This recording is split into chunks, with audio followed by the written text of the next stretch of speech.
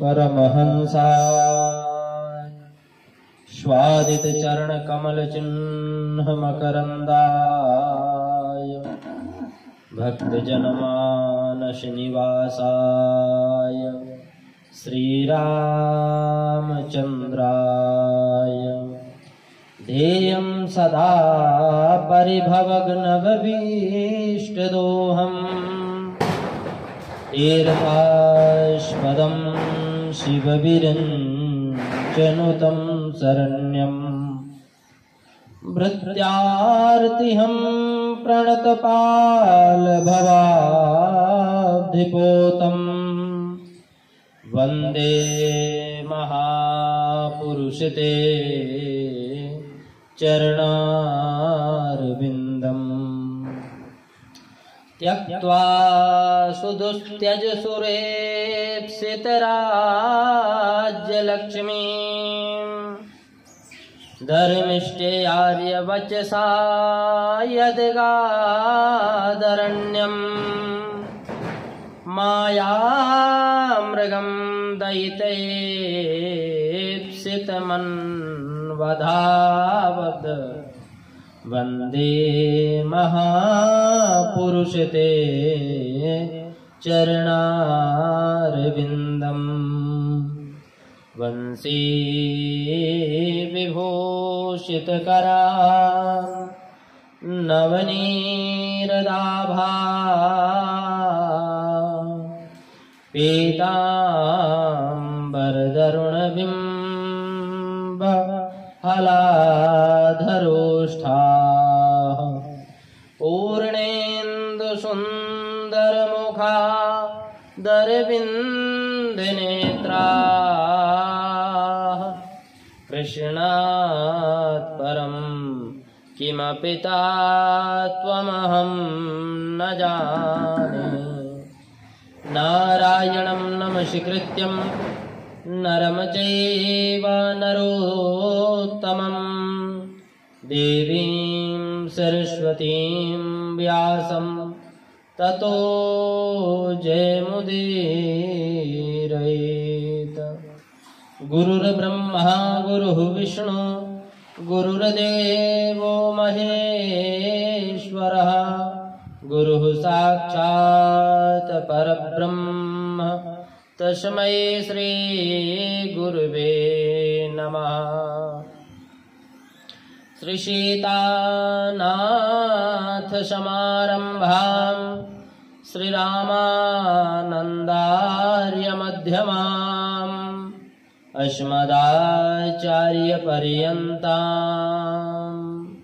वन्दे श्री गुरु परम्पराम्। गौरांगं रसमयं नित्यं रसाचार्यं रसोत्सुकम् श्रीरामहर्षण देवाख्यं सद्गुरुं प्रणमाम्यहम्। अतुलितबलिधामम् हेमशैलावधेहम् धनुजवनकृशानं ज्ञानिनामग्रगण्यम् सकलगुणनिधानं वारणानामधीशं रघुपतिप्रियभक्तं वातजातं नमामि। जय जय श्री राधारमण जय जय नवल किशोर जय गोपी चित चोर प्रभु जय जय माखन चोर जय गोपी चित चोर प्रभु जय जय माखन चोर। परम मंगलमय परात्पर श्री राधा माधव भगवानी की महती कृपा से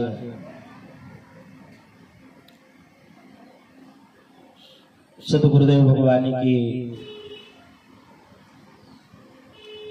महती कृपा सद प्रेरणा से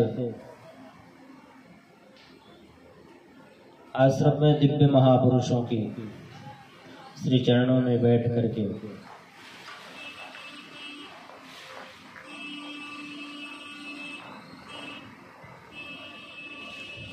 आज 7वां दिवस स्वाध्याय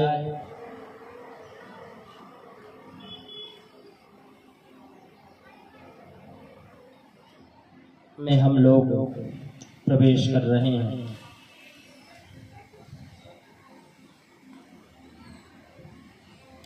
श्रीमद् भागवत महापुराण के अंतर्गत पूर्व में हम लोग चल रहे थे। श्री नारद संवाद किए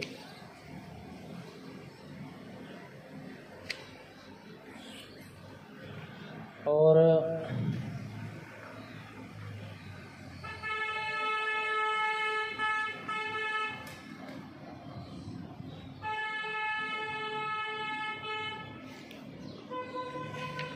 नित्य निरंतर प्रयास यही रहेगा कि हम लोग एक नया अध्याय श्रवण करने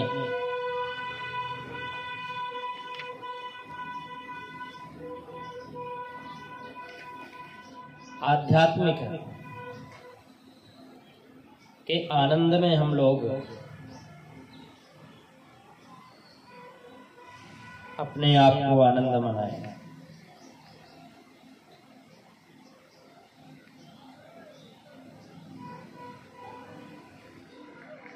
एक बार हस्तिनापुर में गुरु द्रोणाचार्य ने युधिष्ठिर और दुर्योधन दोनों को बुलाया और कहा, जाओ संसार के सबसे गंदी से गंदी वस्तु खोज कर लाओ, जिससे कि अधिक गंदी वस्तु होगी वही प्रथम होगा। दोनों चल पड़े। युधिष्ठिर को एक सुअर दिखाई दिया जो नाली में मुख मार रहा था। उसको पकड़ने के लिए हाथ बढ़ाया तो अंदर से आवाज आई, है गंदा कैसा है हो सकता है, बताओ। यदि इसे परमात्मा ने ना बनाया होता तो इसकी गंदगी फैल जाती।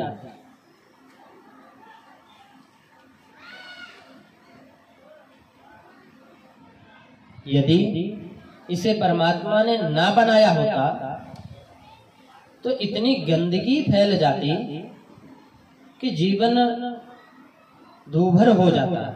थोड़ा आगे और बढ़े तो कुत्ता मिला, सोचा यह सारा दिन बैठा मालिक की रोटी खाता है, इसे पकड़ लो। परंतु फिर अंदर से आवाज आई कि यह तो बड़ा वफादार है, मालिक पर यदि कोई संकट आ जाए तो यह अपनी जान तक देने को तैयार रहता है। रात को सारी रात जागकर मालिक की जान माल की रखवाली करता है। उसे भी छोड़ दिया। आगे बढ़ा तो युधिष्ठिर का पांव गंदगी मलमूत्र में धंस गया। सोचने लगा कि इससे गंदी चीज और कोई नहीं हो सकती।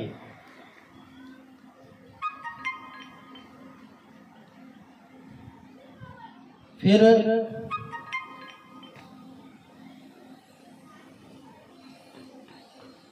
गिलास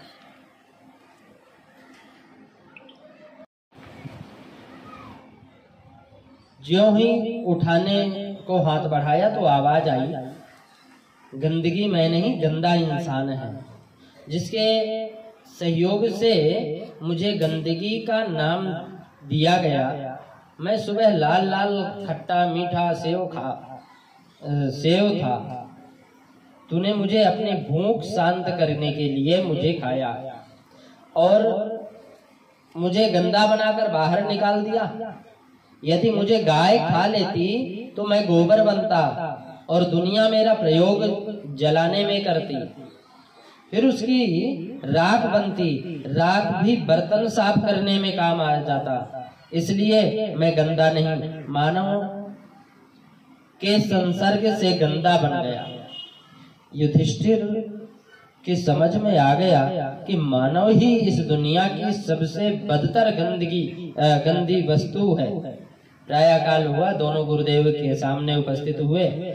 युधिष्ठिर ने नम्रता पूर्वक निवेदन किया, गुरुदेव मैं ही इस दुनिया का सबसे गंदी वस्तु हूँ। यहाँ ऊपर यहाँ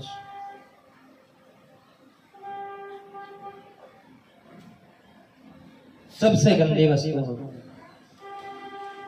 अपने आप को समझने का प्रयास किया और कहते हैं कि बुरा जो देखन में चला, बुरा न मिलिया कोई, और जो मन खोजा आपनो, तो मुझसे बुरा न कोई। गोकर्ण ने अपने पिताजी से कहा कि पिताजी, मानव जीवन को अमर बनाने के लिए कथा रूपी अमृत का पान करो।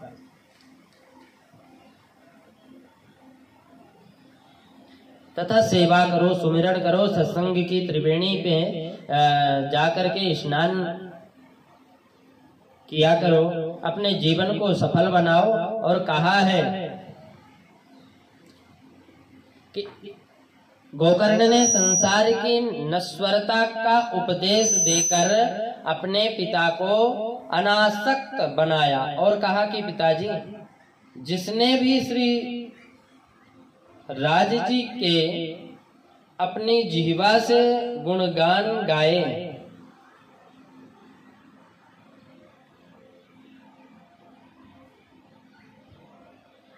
जिसने भी श्री राम जी के गुणानुवाद अपने जिह्वा से गाए हैं, वही आत्मा, इसको थोड़ी सी दूर करो, अखंड सुख को प्राप्त हुई। भाई बंधु कुटुंब, हल्का सा बस, भाई बंधु कुटुंब परिवार, घुमा दो ना, उधर घुमा दो बस।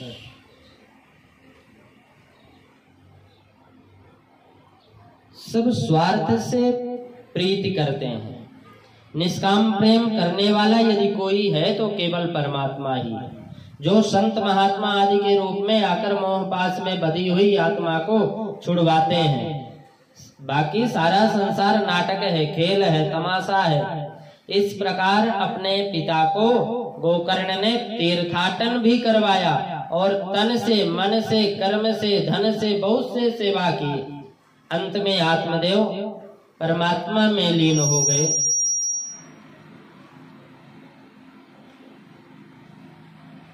और परमात्मा में लीन हो गए अर्थात पिताजी के वन चले जाने पर एक दिन धुंधकारी ने अपनी माता को बहुत पीटा। पितरियु पर, यार मान इसको थोड़ी सी दूरी करो। पितरियु पर ते तेना जननी जा ताड़िता भृसम। मैं दूर कर, रुक जाओ, इसको करेंगे। क्वपित्तम तिष्ठति ब्रूहि हनिष्ये लत्तया न चेत।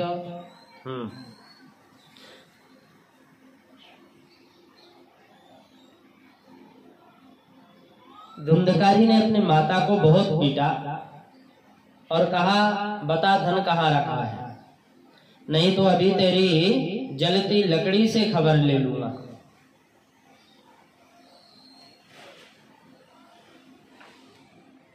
अर्थात पुत्र की धमकी से डरकर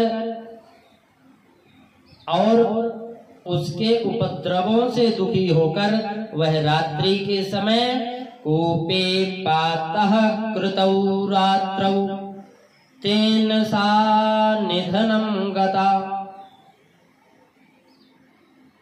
अपने आप को समाप्त कर दे। क्यों? इति तद्वाक्य संत्रासा जनन्या पुत्र दुःखतः कूपे पात कृतौ रात्रौ तेन सा निधनम गता। अर्थात पुत्र की धमकी से डरकर और उसके उपद्रवों से दुखी होकर वह रात्रि के समय कुएं में जाकर गिरी और इसी से उसकी मृत्यु हो गई। कूपे पातः कृतौ रात्रौ, रात्रि के समय कूप मतलब कुएं में जाकर के तेन सा निधनम गता, स्वयं को समाप्त कर ली, जीवन लीला समाप्त कर ली। अब इधर धुंधकारी शराब पी पी करके नशे में अंधा बनकर माँ को पीटने लगा था और उसके दुखों से तंग आकर माँ आत्महत्या कर ली थी। उधर धुंधकारी जुआ शराब वेश्यागमन आदि घृणित व्यसनों में गिरता हुआ बहुत सा धन अलंकार आदि चुरा कर राजा के महलों से, एक बार धनोपार्जन करने के लिए राजा के महल में उसने चोरी भी की और बहुत सारा धन लेकर के आया। वैश्याओं को खुश करने के लिए उन्हें सब कुछ सौंप दिया। वैश्याओं ने सोचा यदि धुंधकारी राजमहल की चोरी की है, जुर्म में किसी न किसी दिन ये पकड़ा जाएगा और अगर ये पकड़ा गया तो हमारा सारा धन छीन लिया जाएगा और साथ में हमें भी सजा मिल सकती है, तो क्यों ना हम इस धुंधकारी को मारकर निश्चिंत हो जाएं। ऐसा सोचकर वेश्याओं ने उसे फांसी पर लटका दिया। जब फांसी पर लटकाया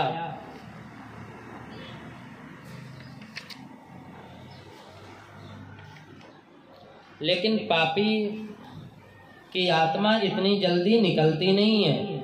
जब वेश्याओं ने उसे तड़पते हुए जीवित पाया तो कहते हैं कि उसके मुख में गर्म गर्म अंगारे डाले और जीवित को ही पृथ्वी में उसके शरीर को गाड़ दिया। इस प्रकार अपने दुष्कर्मों के कारण अकाल मौत को प्राप्त हुआ, भयंकर प्रेत बना। कहते हैं पापी तो यमपुरी में भी नहीं जा सकता, उसे प्रेत बनना ही पड़ता है।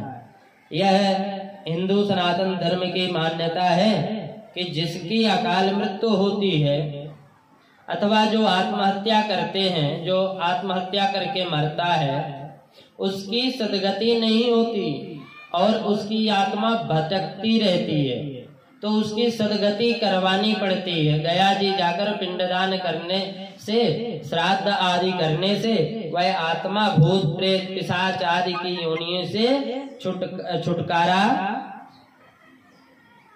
हो जाता है और सदगति को प्राप्त हो जाता है। यह गया जी कौन है, इसका तीर्थ कब से प्रारंभ हुआ, इसकी कथा है कि गयासुर की कथा है कि पूर्व में गयासुर नामक एक राक्षस हुआ था, परंतु वह सात्विक विचारों वाला था। गया के किनारे बैठकर तपस्या करने लगा। उसकी तपस्या से ब्रह्मा जी बहुत प्रसन्न हुए और कहने लगे, गयासुर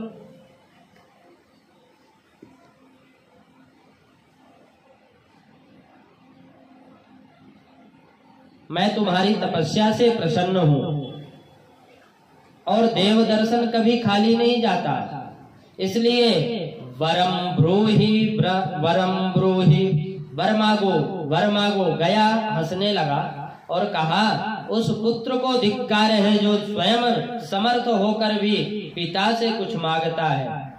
उस शिष्य को धिक्कार है जो स्वयं पुरुषार्थ नहीं करता और अपने गुरु से कुछ मांगता ही रहता है। ब्रह्मा जी मुझे कुछ नहीं चाहिए, आप मेरे पिता हैं, मैं आपका पुत्र हूँ, अतः आपको कुछ चाहिए तो आप मुझसे कुछ मांग सकते हैं। ब्रह्मा जी को पता चला कि ये इसकी तपस्या में बहुत बल है, राक्षस वृत्ति के कारण यह किसी को भी कोई कष्ट पहुंचा सकता है, यह सोचकर ब्रह्मा जी ने कहा, मैं एक यज्ञ करना चाहता हूँ, उसकी वेदी रचने के लिए पवित्र स्थान चाहिए, इसलिए मैं तुमसे तुम्हारा शरीर ही वर के रूप में लेना चाहता हूँ, क्योंकि तुम्हारा शरीर तपस्या के कारण इतना पवित्र हो चुका है, इससे बढ़कर संसार में कोई स्थान नहीं है। गयासुर ने कहा, भगवान मेरे अहोभाग्य हैं जो मेरे शरीर पर आप यज्ञ करना चाहते हैं, ये तो नश्वर शरीर है, एक दिन आया है तो जाना तो इसको निश्चित है, अतः आप प्रसन्नता से मेरे शरीर पर यज्ञ कुंड बनवाने की कृपा करें। अब यज्ञ कुंड गयासुर की छाती पर बनाया गया, हजारों सालों तक यज्ञ होते रहे। यज्ञ की पूर्णाहुति पर जब भी गयासुर जीवित रहा, ब्रह्मा जी ने पुनः गयासुर से वर मांगने को कहा। गयासुर ने मरते समय ब्रह्मा जी से वर मांगा, भगवान मेरे मरने के बाद यह गया तीर्थ बन जाए और मेरे शरीर पर आकर जो अपने पितृगण को पिंडदान करेगा वह सदगति को प्राप्त हो जाए। इसी कारण गोकर्ण जी ने गया जाकर धुंधकारी के लिए पिंडदान किया, ताकि वह प्रेत योनि से छुटकारा मिल जाए, सदगति को प्राप्त हो जाए। गोकर्ण ने धुंधकारी की मृत्यु का समाचार सुना, बहुत ही दुखी हुआ और गया जाकर के पिंडदान करवाए। रात्र को जब वापस घर में आए, घर में प्रवेश किए तो भाई के बिछुड़ने से मन में उदासी तो स्वयं स्वाभाविक है, सबके ही मन में आती है। गम को हटाने के लिए अचूक दवा है राम नाम का जाप, भगवान का जाप। रात्र को 12 बजे नाम जाप करने लगे, दीपक जलाया, पास में एक लोटा का जल भरा हुआ था। अचानक देखा कि कभी कुत्ता, कभी सुअर, कभी बिल्ली का रूप धारण करके कोई अंदर घुसना चाह रहा है, परंतु नाम जप की शक्ति के आगे दरवाजे पर ही रुक जाता है। गोकर्ण ने ज्यों ही जल छिड़का और पूछा, तुम कौन हो? धुंधकारी प्रकट हुआ और कहने लगा कि अहम भ्राता त्वदीयोऽस्मिन् धुंधकारी नामतः स्वकीये नैव दोषेण ब्रह्मत्वं नाश्रितं मया। महाराज, मैं तुम्हारा भाई, मेरा नाम धुंधकारी है। मैंने अपने ही दोष से अपना ब्राह्मणत्व नष्ट कर दिया। भैया, मैंने जिंदगी में बहुत सारे पाप किए, इन्हीं फल स्वरूप से मैं प्रेत बन गया, आप मेरा उद्धार कीजिए। गोकर्ण ने कहा कि तदर्थम तो गया पिंडा मया दत्तो विधानतः तत्कथम नैव मुक्तोषि ममाश्चर्यमिदं महत्। अर्थात मुझे इस बात का बड़ा आश्चर्य है, मैंने तुम्हारे लिए विधि पूर्वक गया जी में पिंडदान किया, फिर भी तुम प्रेत योनि से मुक्त कैसे नहीं हुए? तब गोकर्ण ने ध्यान लगाया, और गोकर्ण जी ने जब ध्यान लगाया तो आकाशवाणी हुई कि श्रीमद्भागवताख्योऽयम्, श्रीमद्भागवत सप्ताह कथा। तब गोकर्ण ने श्रीमद्भागवत सप्ताह का आयोजन करवाया और सबको निमंत्रण भेजा। देवता, दानव, मानव सभी आए। भीड़ अधिक होने के कारण धुंधकारी ने बांस में जिसमें 7 गांठ थी उसमें प्रवेश होकर कथा सुनने लगे। कहते हैं प्रतिदिन की कथा समाप्ति पर एक गांठ फट जाती थी। पूर्णाहुति पर 7वें दिन की उस बांस में एक दिव्य पुरुष प्रकट हुआ और हाथ जोड़कर गोकर्ण के चरणों में पड़ गया और कहा, भैया तुमने श्रीमद् भागवत ज्ञान यज्ञ से, तुम्हारे इस श्रीमद् भागवत कथा ज्ञान यज्ञ से मेरा उद्धार हो गया। श्रीमद् भागवतम शास्त्रम मुक्तिदानेन गर्जते। अर्थात श्रीमद् भागवत महापुराण मुक्ति के देने के लिए गर्जना करता है। जो भी श्रीमद् भागवत कथा श्रवण करता है और करेगा उसी की मुक्ति निश्चित होगी। ऐसा कहकर वह अंतर्ध्यान हो गए और धन्य है श्रीमद् भागवत कथा। ये 7 गांठे क्या है? मनुष्य में जो 7 प्रकार के अवगुण हैं, काम, क्रोध, मान, माया, लोभ, विषय, विकार, बड़ाई की भावना, राग और द्वेष, प्रतिदिन की कथा सुनकर एक अवगुण पर विजय पाते। चलो मुक्ति निश्चित हो जाएगी। अपने शरीर को ही पिंड बनाओ और उस परमात्मा के चरण कमल में इसे समर्पण कर दो। निश्चित विनती करो उस परमात्मा से, करबद्ध शुद्ध हृदय से, पवित्र दिल से प्रार्थना करो, हे प्रभु मेरा इस संसार में कोई नहीं है, इस सभी ने मुझे ठुकराया है, केवल आप ही हैं जो मुझे शरण में ले सकते हैं। आप घट घट में रहते हैं, आप हर घट घट में वास कर रहे हैं, लेकिन माया के जाल में फंसा यह मानव आपको देख नहीं सकता। अभिमान में अंधा बना हुआ इंसान आपकी सत्ता को पहचान नहीं सकता है। लेकिन जब द्रौपदी ने अपनी लाज रखने के लिए आपको पुकारा तो आपने साड़ियों का ढेर लगा दिया, दुशासन हार गया। ऐसे एक नहीं अनेकों उदाहरण से इतिहास भरा पड़ा है। आप पतित पावन हो प्रभु, पापियों का भी आपने उद्धार किया है, जन्म मरण से छुटकारा दिलवाया है। मेरी जीवन नैया इस संसार रूपी भवसागर में डोल रही है, कोई सहारा कोई किनारा नजर नहीं आ रहा। प्रभु केवल आपकी शरण ही है जिसके कुछ आशा की किरणों से